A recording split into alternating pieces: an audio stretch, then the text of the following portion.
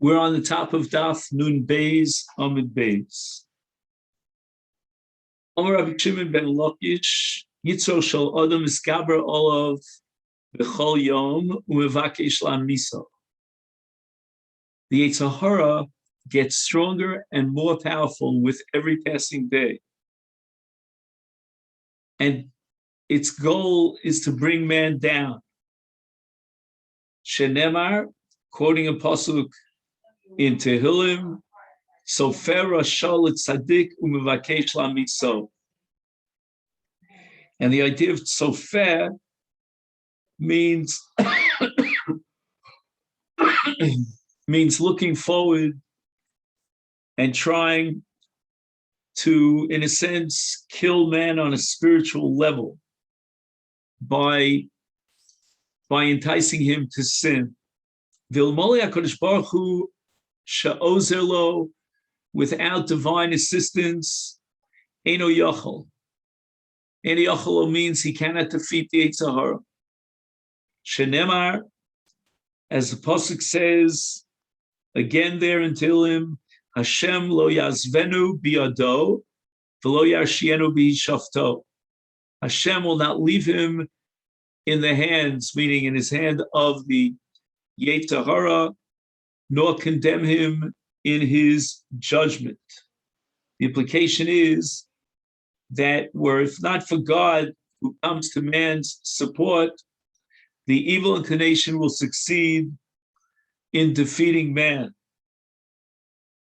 And it doesn't mean that HaKadosh Baruch Hu will always come to the aid of any person and prevent him from sinning, because man is granted freedom of choice, but rather that if a person is sincere in his attempts to defeat the Yetzer Hara, then he's guaranteed divine assistance. Honor to Rabbi Shmuel, we learned in the Brayso of Rabbi Shmuel, in Pagabacha Menuval Zeh, where Menuval is some disgusting person. In this case, it's an allusion to the Yetzer Hara, and he now encounters you. Mashchelu Beis HaMedrash, dedicate yourself to the study of Torah. Im Evenhu Nimach, if he was as powerful as a stone, he will fall apart, he will shrink. Im Barzelhu Mispotzets, if he is made of iron, then he will just disintegrate. And the Gemara now brings a pasuk for each one. Im Evenhu Nimach Tichsiv Choy Kol Tzomei L'chula Mayim, one of those famous psukim in Yeshayahu Hanavi. A person who's thirsty, in this case spiritually thirsty for the waters of Torah, then that's what he has to do, go to the Torah, to the waters of Torah, and quench his thirst. Uksiv avonim shachaku mayim. And the pasuk in Eov tells us that stones are worn down. Shachaku shchika means to wear it down, to pulverize by mayim, by water. So it means the waters of Torah will tear down the Yetzer Hara and wear it down.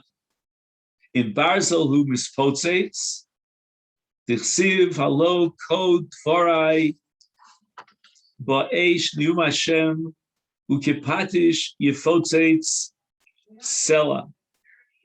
The pasuk in Yirmiyahu says that just as fire can cause a piece of iron to buckle down like a hammer that shatters a rock, so if the evil inclination, Yetzer Hara, is as strong as metal, the fire of Torah will utterly destroy it. Omer Rabbi Shmuel, Bar Nachmani, Omer Rabbi Yonasan, Yetzer Hara mesiso li Adam.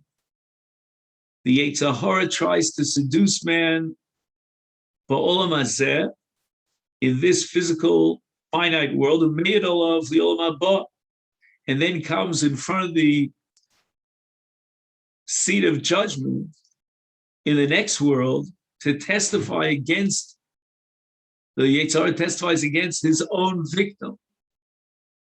Shenemar, as the pasuk says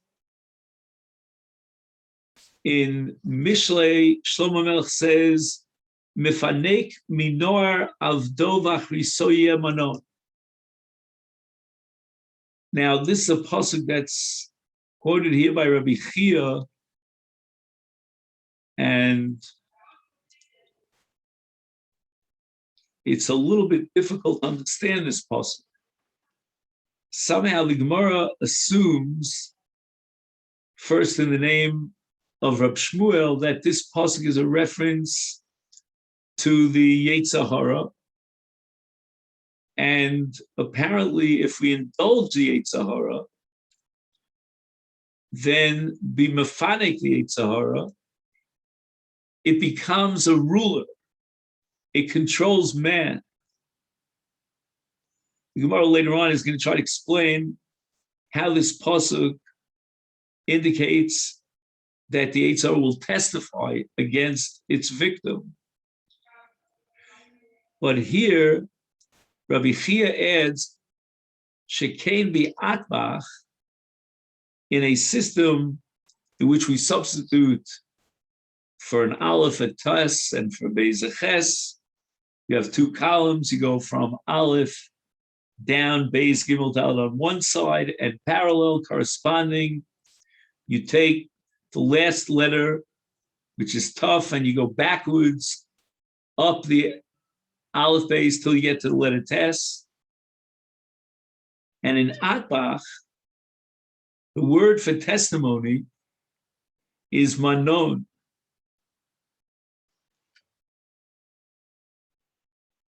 So, for example, if you have letters, you pair them up with certain numerical values, and you substitute one letter for the other.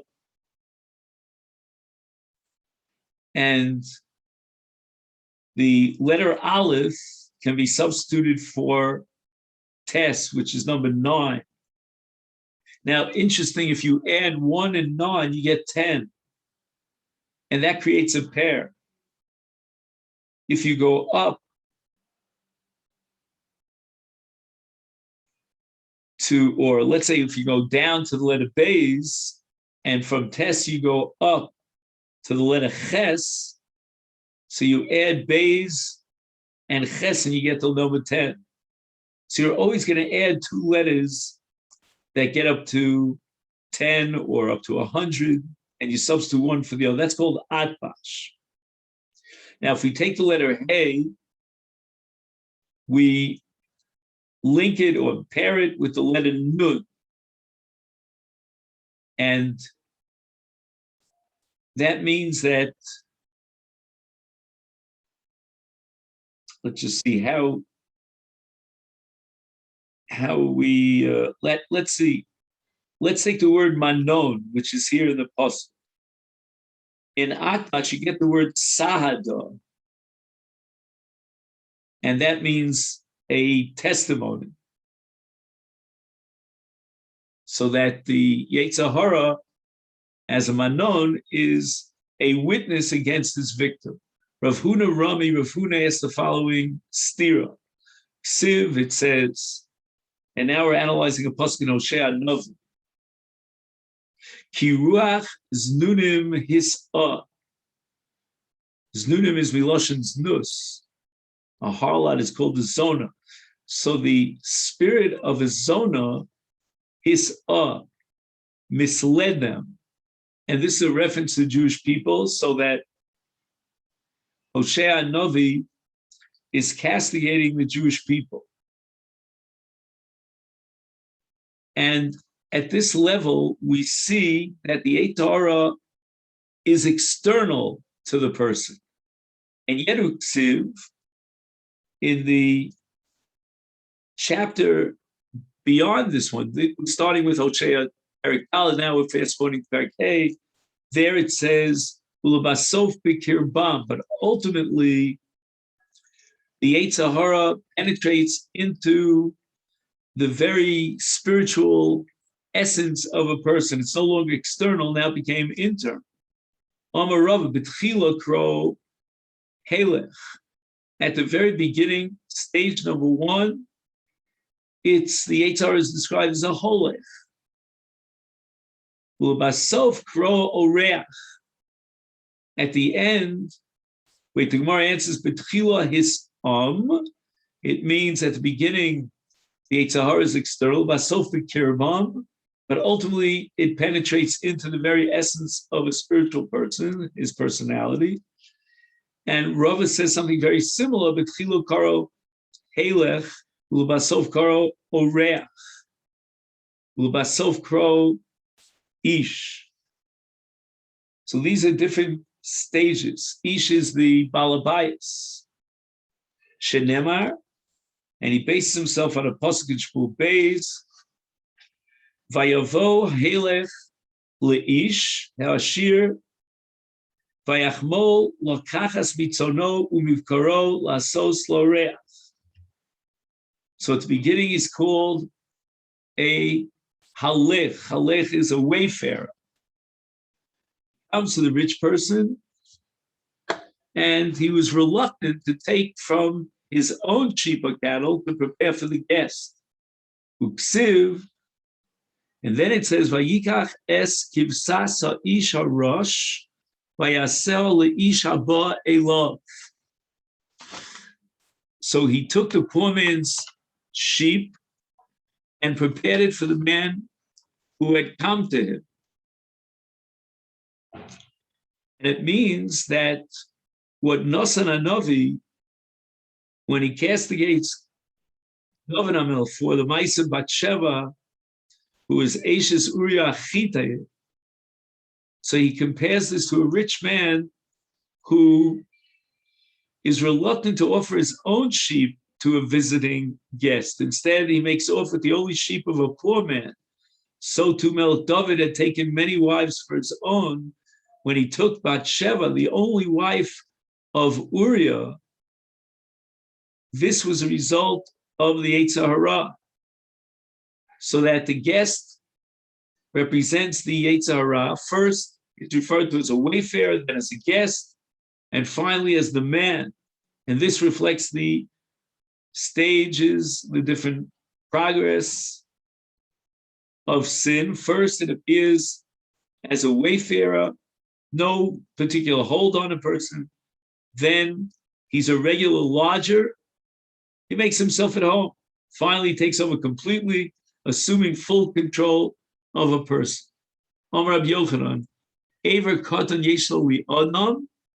This is referring to the man's private parts. And it's a small, relatively small organ compared to the other organs. Mar Ivo Savea. If you don't indulge too much in sexual activity, then it's satiated. But masbio, if you constantly satiate it and indulge on a regular basis frequently, then savea, then ro'ev, he's very hungry. And this is what we call counterintuitive. Usually, the more you indulge in something, the less hungry you are. But it works in the opposite way with regard to the sexual organ. Shenemar, and Rabbi Yochanan derives this from a pasuk in Hosea Novi. Shenemar kemar isam vayisbo. As they afflicted themselves, they were satiated. And kemar isam, which means as they afflicted themselves, from the word lahara, is to afflict. Amar Rav Hanan bar Acha, Amri Beira, Arba Mischaret Aleim HaKadosh Baruch Shebron.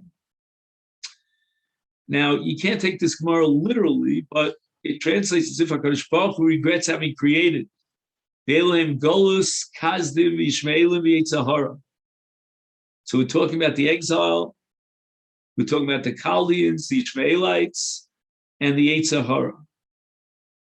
And what this means is that each one of these four things really doesn't deserve to exist. And in and of themselves, they have no purpose, but they serve as conduits and they are subordinate to some goal that's extraneous to themselves. So in and of themselves, they don't deserve to exist. Golus, Dichsiv, and now we're going to base ourselves on a pasuk in Yeshayahu Hanavi. V'ata mali po'unium Hashem kilukacha michinam. What do I have over here? It's meaningless. That my people are taken away into exile for no reason. Kazdim, also in Yeshayahu Hanavi, Hein, Tichsiv Hein, Eretz Kazdim, Zeh ha'am lo hoya. As if the land of the Kazdim, these peoples were not, meaning they have no justification to exist on their own. It's as if they had never existed.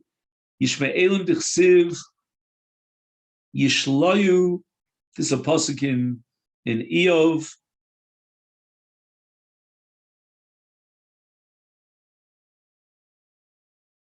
Yishloyu oalim l'shodedim uva tuchos lemargize el lasher hevi eloka biyodo. Literally translated, the tents of the robbers grasp proper, and those who provoke God are secure, which God brought about with his own hand. So these are the people who dwell in tents, they pasture their flocks. This is a reference, Rashi says, to the Ishmaelim. And Hashem, by bringing them into existence, brought about his own hand, so to speak, meaning that they would anger him.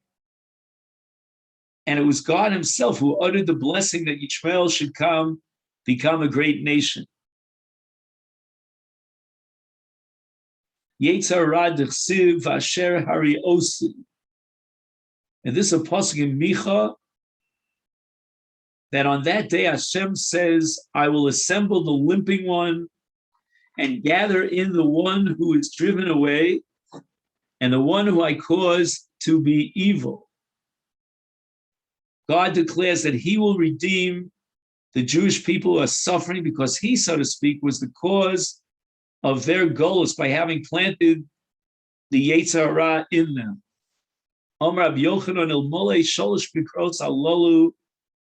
If not for these three psukim, nismota tu raglam shel sonem shel Yisrael. Sonem shel Yisrael is a euphemism for the Jewish people, and the feet of the Jewish people would falter in mishpat, in judgment. In other words, God, so to speak, is taking responsibility because he created the Yetzer Hara, and these sins were caused by the powers of the Yetzer Hara. And the Maharsha points out that what Rabbi Yochanan means to say is that, again, we can't just say, well, we were tempted by the Yetzer Hara, because that's the essence of Bechira Chavshus. That's why God created us, to face the Yetzer Hara. But at least there's a bit of a limud zchus, a mitigating consideration, so that we don't lose completely in mishpat. So that's the first pasuk. Asher hari osi. And now we get to the second pasuk. Hine chad chsiv hine kachomer biyad hayotzer kein adam kein atem. Like clay in the hands of the potter, so are you in my hand, O house of Israel. Pasuk in Yirmiyahu that alludes to the Yetzer Hara, the idach, and finally the third pasuk, Vasirosi, pasuk in Yechezkel, Vasirosi es leiv ha'evan b'psarchem, v'nasati lachem leiv basar. I will remove the heart of stone from your flesh and give you a heart of flesh. In other words, that God can and ultimately will remove the Yetzer Hara from man. The heart of stone is an allusion to the Yetzer Hara. Rav Papa Amar Af Mihai Nami. Let's add another pasuk, also from Yechezkel Hanavi. Vesruchi etein b'kirbechem. I will place my spirit within you. I will make it so that you can walk in my chukim, in my statutes. And Rav Papa considers this pasuk to be explicit, a statement of Hashem's ability and his intention to ultimately abolish the Yetzer Hara. Vayar'eni Hashem arba charoshin. Zechariah Novi declares that Hashem showed me 4 craftsmen. My ninu arba charoshin. Who are these 4 craftsmen? Omer of Chana bar Bizna, Omer of Shimon Chasida, Mashiach ben David, Mashiach ben Yosef, Elio, V'Kohen Tzedek. Now, it's not exactly clear how and why Rav Chana singles out these 4. But he mentions the Mashiach that comes from David, the Mashiach that comes and descends from Yosef. They will rebuild the 3rd Beis HaMikdash, and they're called Charoshim, craftsmen. In the case of Elio, I wouldn't call him the agent to build the Beis HaMikdash, but he will be the agent to the harbinger of the Beis HaMikdash. He's also called, in that sense, one of the Charoshim. Now, according to Rashi, you can call Elio a craftsman because he built a Mizbeach on Har HaKarmel in the story in Sefer Malach. But who is this last of the 4, the Kohen Tzedek? Apparently, this is a reference to Shem ben Noach. And the pasuk says in Bereshis Perek Yud, when Avram Avinu defeats the 4 kings, then Shem comes out to greet him with Lechem v'Yayin. And at that point, the Torah calls him Malki Tzedek, who is the righteous king, Melech Shalem, the king of Yushalayim. And he is called the priest of God. And the righteous priest of God, who is Shem ben Noach, when he meets Avram, and he is called in Yeshayahu Hanavi the craftsman. And what it means is he helped his father Noach to craft the Teva, the ark, and the pasuk in Yeshaya calls him the refiner. The refiner is a reference to Avram Avinu, who was refined by Hashem when he was cast into the Kivshan Ha'esh by Nimrod. And one of the 4 craftsmen in this pasuk is the righteous priest Shem ben Noach. Moser Rav Sheshes Yihachi.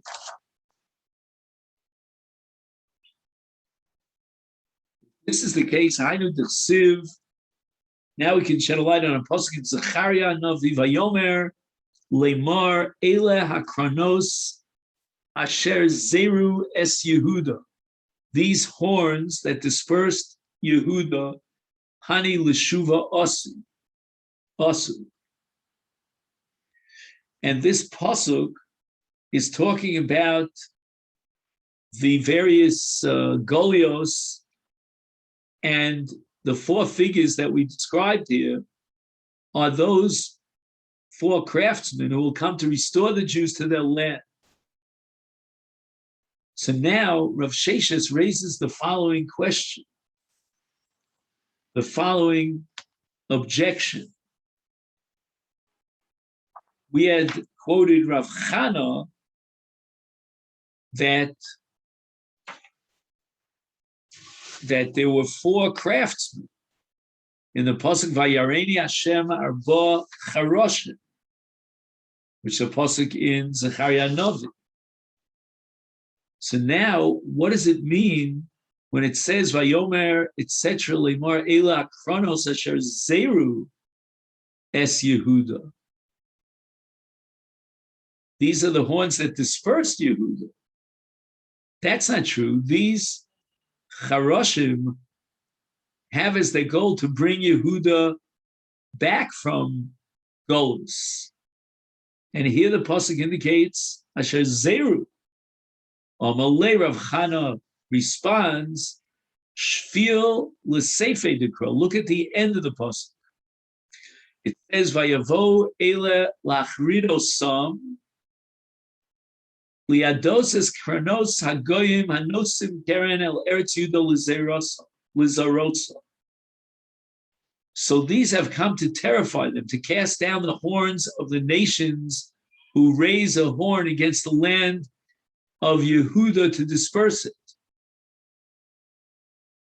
And what we see here in this pasuk, as far as the end of the pasuk, is that the craftsmen are not identical with the horns that disperse the Jewish people. Rather, the horns represent the nations of the four corners of the world who disperse the Jewish people. The craftsmen will, in fact, restore them to their land. Amalei, when Rav Sheshes heard this, he responded, Bahari Chana Bagadat Olam. How could I have started up and disputed or questioned Rav Chana? He is my superior in the area of Haggadata. Now the Gemara looks at a pasuk in Micha, Shalom Ashur ki yavo v'artzenu v'chiyidroch v'amanosenu v'hakemonu olav shiva roim u'shmona nesichei adam. Translation: This shall assure peace if Ashur will come into our land, and if he will tread upon our palaces, we will set up 7 shepherds and 8 princes against him. Maninu, who are these Shiva Roim that are alluded to in this pasuk in Micha? David ba'emtza, Adam sheis u'mishuselach miyamino, Avram Yaakov u'Moshe mismolo. Maninu shmona nesichei Adam, who are the 8 princes? Yishai v'Shol Shmuel Amos Tzfanya Tzidkio Umashiach Velio. Very difficult to figure out why they identify these 7 as the Roim and these 8 as the 8 princes Nesichei Adam. This requires a lot more iyun than we have the capability of doing now. Rashi was wondering why Yitzchak Avinu is not mentioned, and he quotes an Haggadah in Shabbos, Adaf Peites, Adaf Tzadites, and the Gemara says that Yitzchak Avinu was busy rescuing his children from the fires of Gehenna. Now we go back to our Mishnah. Arba Sulamos. Right, these were the ladders that the Pirchei Kahuna would climb up in order to light the menorah for the Simchas Pesach Shvei. We learned in a Brisa, Gova Shel Menorah Chamishim Amos. The height of each menorah was 50 amos. I think when we learned this, we said it was 30 amos. Here the Gemara says it was 50 amos.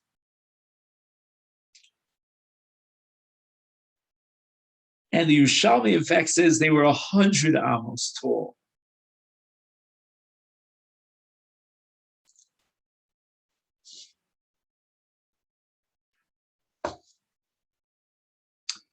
So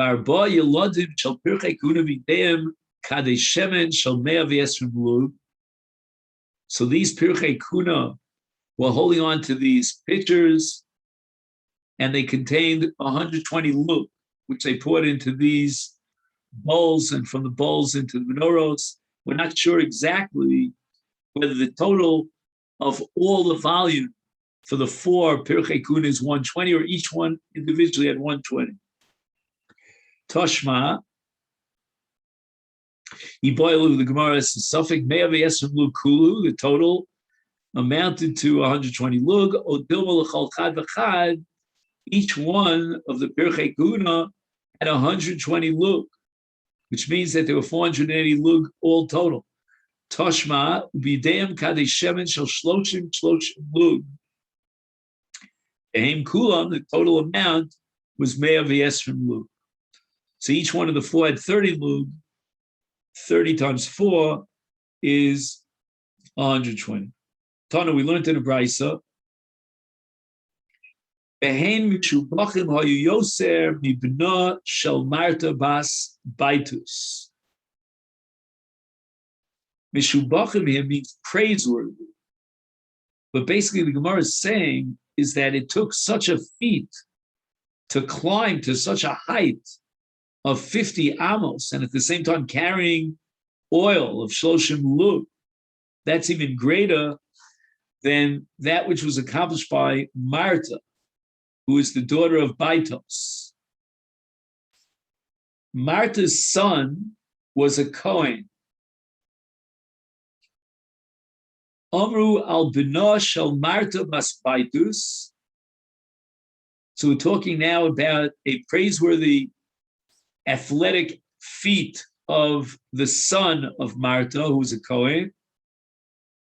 Sheyanotel shtei yerechos shel shara gadol, 2 thighs of a very large ox, shalakuach be'elef zuz, which was bought for 1,000 zuz, u'mahalech okev b'tzad gudo.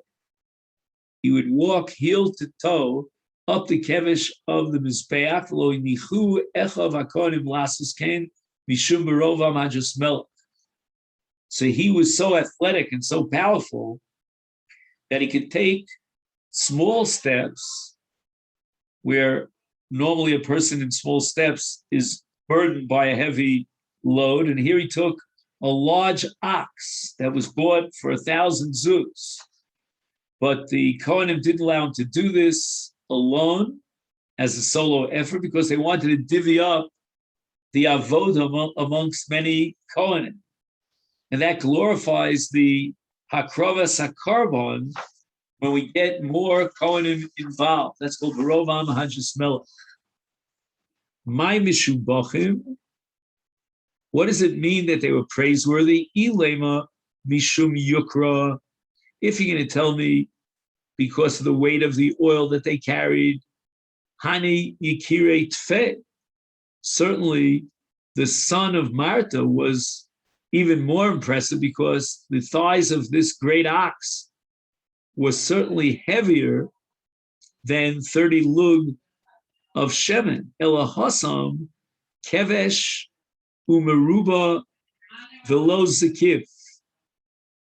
In the case of the ben of Marta carrying the ox thighs up the kevesh, kevesh had a 4-fold slope, and therefore it was not steep. But hacha, here in the case of climbing up the ladders, you're talking about a vertical climb. Uzakif tuva. And that's a greater challenge. In the note here, he says that the ramp was 32 amos long, rose to a height of 9 amos, therefore it took 4 units of length for it to rise 1 unit in height.